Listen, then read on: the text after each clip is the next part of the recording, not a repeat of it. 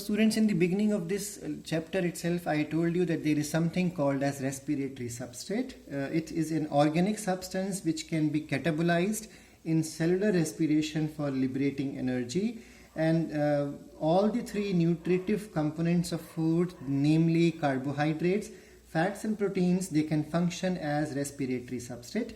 But I told you in the beginning itself that the most favorite one or most common substrate for respiration is glucose, which is a hexosan, that means a 6 carbon sugar, and it is a monosaccharide.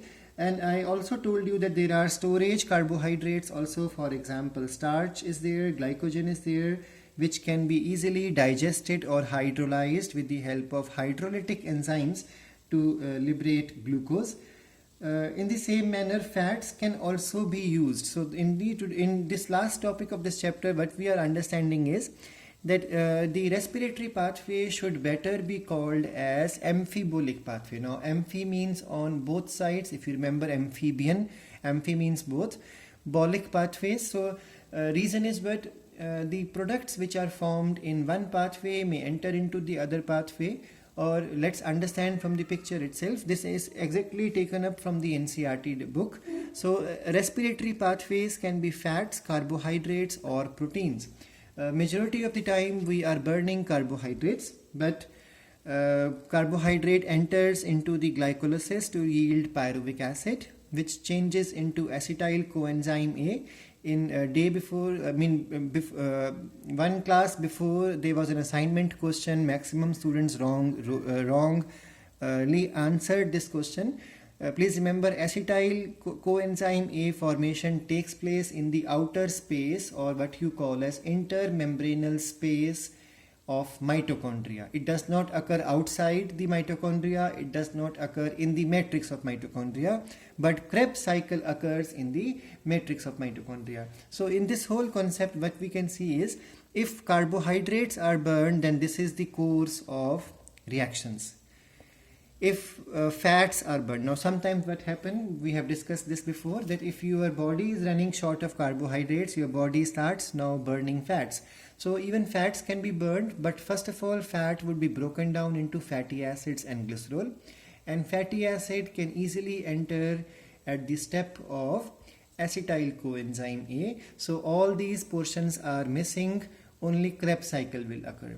And in the same manner, glycerol can enter this pathway at these 3 carbon sugars or triose sugars, that is phosphoglyceraldehyde and dihydroxyacetone phosphate. So it can enter during glycolysis at this step. In the same manner, proteins also can be burned if body is losing all the fats. The last over thing to remain to burn is then proteins.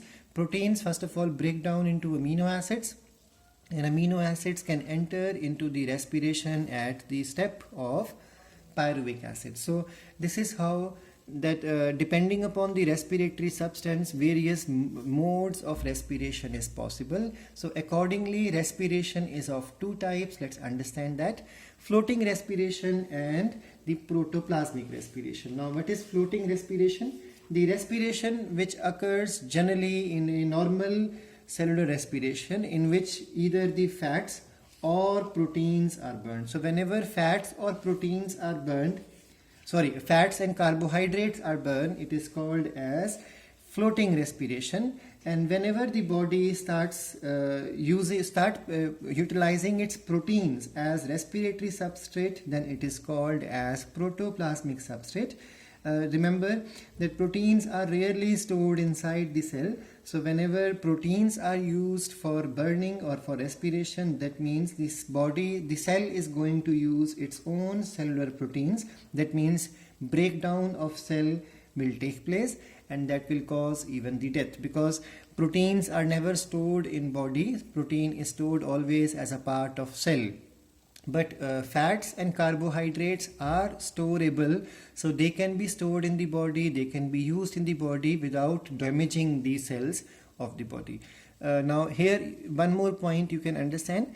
If the body is not getting good amount of proteins to be formed, then it is possible from the respiratory pathway, that means catabolic pathway, pyruvic acid can be shifted for protein formation. So the intermediate products from here can go for anabolic pathway. In the same manner, if the body is not getting good amount of fats also are important for body. In that case, the carbohydrate may break down to give rise to glycerol or to give rise to acetyl coenzyme A, which will give rise to fatty acids, and finally fats are formed. That's why the pathway can go in any direction. That's why it is called as amphibolic pathway. So respiration includes both breakdown as well as build-up processes. That means catabolism as well as anabolism. That's why it is called as amphibolic pathway. Now the last topic to understand is the respiratory quotient. Now what exactly is respiratory quotient? From the NCERT also you can learn from there. The respiratory quotient is the ratio of the volume of carbon dioxide evolved to the volume of oxygen consumed during respiration or cellular respiration. So this value tells us what exactly is burned or consumed by a living organism. For example, if the value is equal to 1, that means number of carbon dioxide evolved is equal to the number of oxygen consumed, that means it is equal to 1. In that case, we understand respiratory substrate is carbohydrate. If it is less than 1, for example 0.9, then it would be proteins. If it is 0.7, then it is fats. If it is more than 1, then it is organic acids burned by the organism. For anaerobic respiration, especially alcoholic fermentation, we know that there is carbon dioxide evolved during alcoholic fermentation, but there is no oxygen consumed in alcoholic fermentation. So the respiratory quotient value would be infinity, and it becomes 0 for CAM pathway, because if you remember this concept, carbon dioxide evolved would be 0 in the CAM pathway. So in that case, you can say the respiratory quotient for CAM pathway would be 0 at a point of the daytime.